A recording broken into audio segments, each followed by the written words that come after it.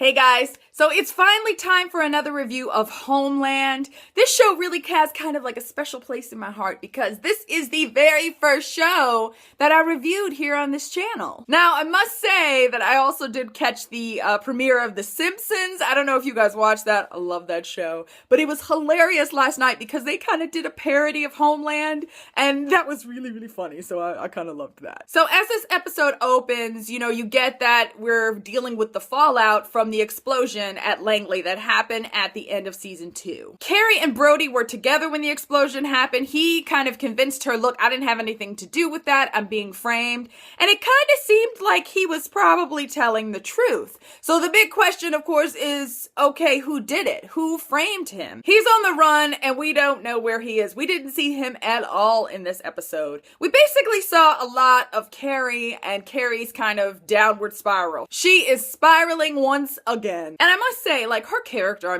she is really one of the most interesting characters on television, but I'm getting a little tired of her, manic behavior. She stopped taking her medicine again, and once again we get a shot of her house and we see that she's got her wall of crazy back up. She's got this huge map up there trying to track Brody, and it's I don't know, I kind of want to see her character get to a healing place. Is there a way we're gonna ever see Carrie not be on the edge of just completely losing it? And I don't know, maybe that's kind of the appeal of her character for a lot of people, but in this episode I was just like, come on, Carrie! Come on! Now, we also see Brody's family trying to deal with the fallout.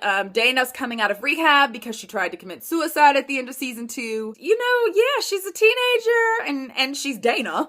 And, she's trying to deal with the fact that she just found out her father is a terrorist, or she thinks he is. I will note, there was a point, right, where she's, messing around with some boy at rehab who she thinks she's in love with or whatever. And she sends this boy a naked picture of herself, and all I kept thinking was, that's gonna end up on the internet, so I'm sure we'll be hearing about that later. Now we get, because of the explosion and because of all of the people that died, basically Saul is in charge at the CIA, and he's really kind of struggling with being decisive. The US government is ready to place the blame at the CIA's doorstep, and even talking about shutting the CIA down, which is kind of crazy. So there comes a point when they find 5 or 6 people who were involved in the planning of the explosion at Langley, and Saul has to decide whether or not they're gonna go in and kill those people. And he kind of doesn't want to do it because he's like, we're the CIA, we don't kill people. That's not what we do. We gather intelligence. In the end, it's almost like he gives into the pressure to do it. There's some new guy who is consulting with Saul, and I don't remember him from last season. He may have been there briefly, but he just seemed like the devil on your shoulder. I don't know. He just seemed like he was whispering in his ear, really pushing him and pressuring him. And I'm not sure that I trust him all that much. There's a leak at the CIA, and we see all kinds of information coming out. By the end of the episode, somebody leaks the fact that a female CIA agent had a sexual relationship with Brody. They don't name any names, but of course we all know they're talking about Carrie, who, like I said earlier, is totally spiraling, you guys. And we saw that in so many ways, from the kind of brief sexual encounter she had with some random man in the liquor store, to the fact that she was at the liquor store, seriously piling the vodka into her little, carry cart. We also see her, lose it with Saul because she feels like she's becoming the scapegoat. She feels like he planted the story, even though I don't think he did. And then once again, she's blaming herself. We get that with Carrie. That is, what she does. And that's the thing that's probably driving her crazy, is she puts this immense sense of pressure on herself. She blames herself for the attack on the CIA. She blamed herself for 9/11. That's something we got in season 1. And if you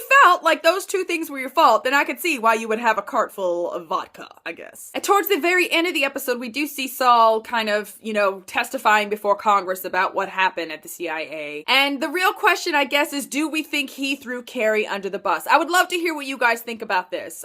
Write that down in the comment section below. I think it could kind of go both ways, sure, he could be using it to take some of the pressure off, but at the same time, nothing he said wasn't true. Everything he said about Carrie was true. And so I don't know. What do you guys think? Do you think he was trying to throw her under the bus, or was he just being honest? I thought the premiere was a little slow starting, but I think it was kind of building the blocks for season 3. I'm excited to see where we're going. I want to freaking see where Brody's at. Okay, guys, thanks so much for watching. Bye.